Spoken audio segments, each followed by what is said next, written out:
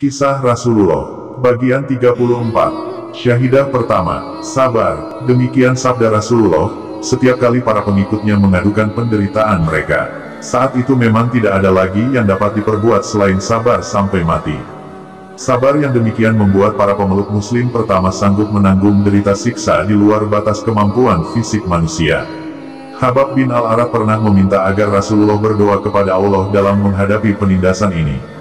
Mendengar ini, Rasulullah duduk dengan wajah merah padam seraya bersabda, "Sungguh telah terjadi sebelum kamu, ada orang yang disisir badannya dengan sisir besi hingga dagingnya mengelupas dan terlihat tulang-tulangnya. Akan tetapi, ia tetap teguh memegang keyakinannya. Allah akan menyempurnakan urusan ini sampai seorang penunggang kuda berjalan dari sana ke Hadramaut dan ia tidak takut kecuali kepada Allah. Ingatlah, serigala akan tetap ada di tengah-tengah gembalaan, hanya saja kalian lengah." Sumayyah adalah ibu Ammar bin Yasir. Beserta suami dan anaknya, Sumayyah disiksa karena mengikuti ajaran Rasulullah. Ia diseret di jalan-jalan kota Mekah, lalu dilempar ke padang pasir.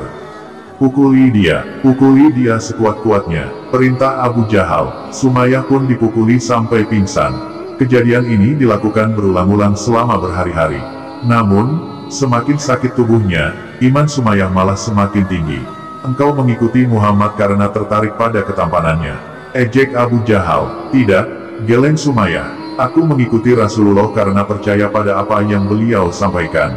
Aku mengikuti Rasulullah karena beliau mengajarkan ada Tuhan yang lebih patut disembah daripada berhala-berhala kalian." Akhirnya, kesabaran Abu Jahal pun habis. Dia mengambil tombak dan menusuk Sumayyah. Sumayyah tercatat dalam sejarah sebagai perempuan muslim pertama yang syahidah karena membela Islam. Surga untuk keluarga Yasir. Ketika Rasulullah menyaksikan Yasir, Sumayyah dan putra Yasir yang bernama Ammar disiksa habis-habisan, beliau bersabda, "Sabar wahai keluarga Yasir, tempat yang telah dijanjikan bagi kalian adalah surga." Penebusan. Melihat saudara-saudara baru mereka disiksa demikian kejam, Abu Bakar, Utsman bin Affan, dan semua orang kaya yang beriman segera bertindak. Abu Bakar mendatangi Umayyah bin Khalaf yang sedang menyiksa Bilal. "Bebaskan dia," pinta Abu Bakar. "Tidak," cibir Umayyah. "Engkau dan temanmu telah meracuni pikirannya. Justru aku yang minta kamu menghentikan pengaruh jahatmu terhadap budakku ini." Abu Bakar merasa bahwa hati Umayyah tidak mungkin dibujuk lagi, maka dia segera mengajukan penawaran. "Ku beli Bilal darimu. Lihat, ini 5 ukiah emas.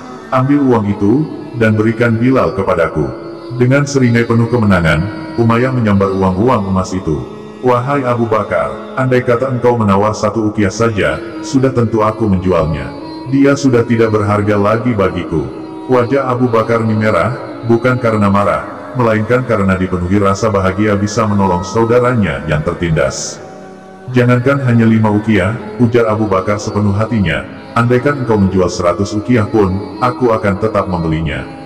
Kini giliran wajah Umayyah yang memerah. Terbayang keuntungan yang akan didapatnya seandainya ia menawar lebih tinggi lagi. Abu Bakar yang baik hati kemudian membebaskan Bilal. Tidak berhenti sampai di situ, beliau pun terus menggunakan hartanya untuk membebaskan 5 kaum muslimin lain yang tengah disiksa.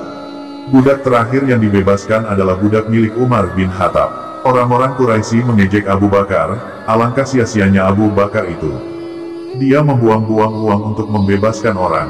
Namun, semangat Abu Bakar justru membakar kaum muslimin lain untuk turut berusaha keras membebaskan saudara-saudara mereka.